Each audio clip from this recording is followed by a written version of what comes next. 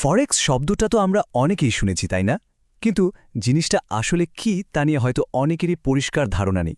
চলুন আজকের এই আলোচনায় আমরা ফরেক্সের বিষয়টা একদম সহজ করে বোঝার চেষ্টা করি। এর বিশাল জগতের দরজাটা খুলে দেখা যাক। আচ্ছা, কখনো কি দেশের বাইরে বেড়াতে যাওয়ার সুযোগ হয়েছে? যদি উত্তরটা হ্যাঁ হয়, তাহলে একটা মজার ব্যাপার আছে। আপনি হয়তো নিজের অজান্তেই বিশ্বের সবচেয়ে বড় আর্থিক বাজারে পা রেখে ফেলেছেন।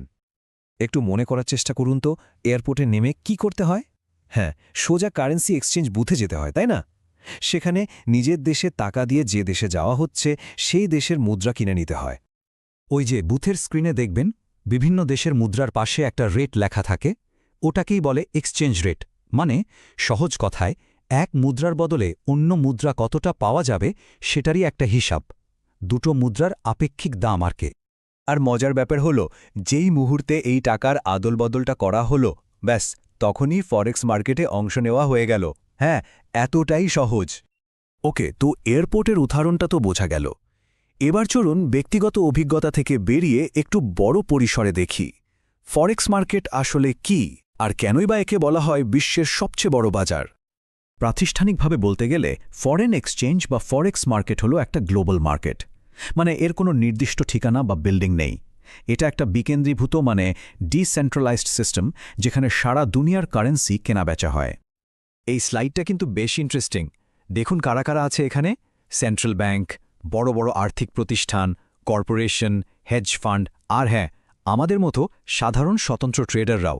তার মানে শুধু পর্যটকদের ব্যাপার না এটা, এর জগৎটা অনেক বিশাল। কিন্তু এত মুদ্রা লেনদেন হয়টা কেন?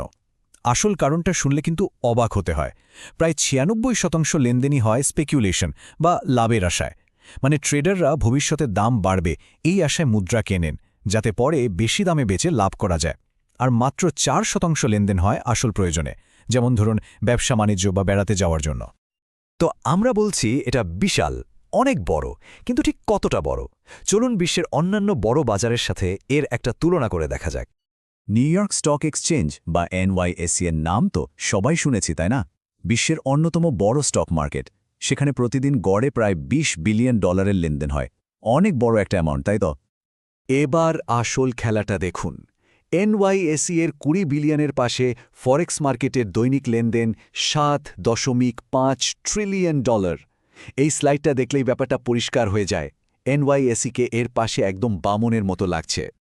হ্যাঁ, ঠিকই শুনছেন, ট্রিলিয়ন, ট দিয়ে। সংখ্যাটা এতটাই বড় যে ঠিকমতো কল্পনা করাও মুশকিল। তবে এই বিশাল সংখ্যাটা নিয়ে একটা কথা আছে।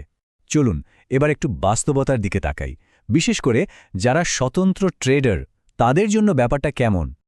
এই যে $7.5 ট্রিলিয়ন কথা বলা হচ্ছে, এটা হলো পুরো গ্লোবাল ফরেক্স মার্কেটের সাইজ। এর মধ্যে সব কিছুই আছে। কিন্তু এর মধ্যে একটা অংশ আছে যাকে বলে স্পট মার্কেট, মানে যেখানে মুদ্রা তাৎক্ষণিকভাবে বিনিময় করা হয়। আমাদের মতো বেশিরভাগ ট্রেডাররা এখানেই বেশি সক্রিয়। এই স্পট মার্কেটের সাইজ হল প্রতিদিন প্রায় $2 ট্রিলিয়ন। আর যদি শুধু খুচরা বা রিটেল ট্রেডারদের কথা ধরা হয়, তাদের দৈনিক লেনদেনের পরিমাণটা আরও কম, আনুমানিক $200 থেকে $300 বিলিয়ন। তার মানে হ্যাঁ, মার্কেটটা বিশাল, কিন্তু স্বতন্ত্র ট্রেডারদের খেলার মাঠটা তার একটা ভগ্নাংশ মাত্র। যেমনটা একটি উৎসে বলা হয়েছে, এই বিশাল সংখ্যাটা শুনতে দারুণ লাগলেও এটা কিছুটা বিভ্রান্তিকরও বটে। আমরা এখানে কোনো কিছু বাড়িয়ে বলছি না, কেবল বাস্তব ছবিটাই তুলে ধরছি। তো আকারের ব্যাপারটা তো গেল, ফরেক্স মার্কেটের আরও একটা দারুণ বৈশিষ্ট্য আছে, আর সেটা হলো এই মার্কেট কখনো ঘুমায় না। চলুন দেখি এর মানেটা কি। ফরেক্স মার্কেট সপ্তাহে 5 দিন 24 ঘণ্টায় খোলা। স্টক মার্কেটের মতো এটা কিন্তু দিনের শেষে বন্ধ হয়ে যায় না, শুধু শনি রবি আর ছুটি থাকে। এর কারণটা খুব সহজ। ট্রেডিং সেশনটা পুরো পৃথিবীতে ঘুরতে থাকে, অনেকটা সূর্যের মতো। দিন শুরু হয় অকল্যান্ডে, তারপর একে একে সিডনি, টোকিও, ফ্র্যাঙ্কফার্ট, লন্ডন হয়ে সব শেষে আসে নিউ ইয়র্ক। আর যেই না নিউ ইয়র্কের বাজার বন্ধ হয়, ওদিকে নিউজিল্যান্ডে আবার নতুন দিন শুরু হয়ে যায়। একটা চক্রের মতো চলতেই থাকে। তাহলে ভাবুন তো, এত বড় একটা মার্কেট, যেটা আবার 24 ঘণ্টাই খোলা, এখানে ঠিক কি লেনদেন হয়? এই যে মুদ্রার জোড়া বা কারেন্সি পেয়ার, এগুলো কিভাবে কাজ করে? এই প্রশ্নটা দিয়েই না হয় আমাদের পরের আলোচনাটা শুরু করা যাবে।